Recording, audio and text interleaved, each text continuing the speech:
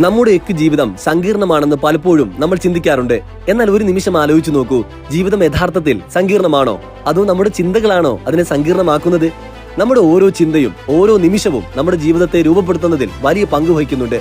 മനസ്സിൽ ഒരുപാട് ആശയക്കുഴപ്പങ്ങളും നെഗറ്റീവ് ചിന്തകളുമായി മുന്നോട്ട് പോകുമ്പോൾ ജീവിതം ഒരു ഭാരമായി തോന്നാം. ഓരോ ചെറിയ പ്രശ്നങ്ങളും വലിയ പ്രതിസന്ധികളായി മാറിയേക്കാം. എന്നാൽ നമ്മുടെ ചിന്തകളെ ഒന്ന് ചിട്ടപ്പെടുത്തിയാലോ?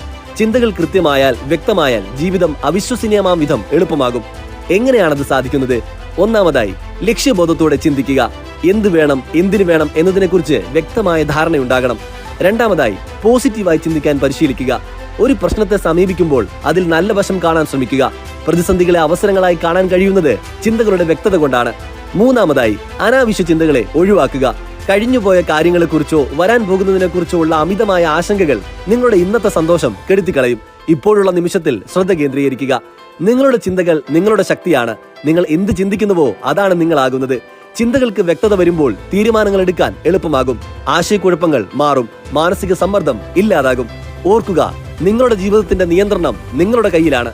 അത് തുടങ്ങുന്നത് നിങ്ങളുടെ ചിന്തകളിലൂടെയാണ്. ചിന്തകൾ കൃത്യമാവട്ടെ, ജീവിതം എളുപ്പമാവട്ടെ. ഫോളോ ചെയ്യാൻ മറക്കല്ലേ.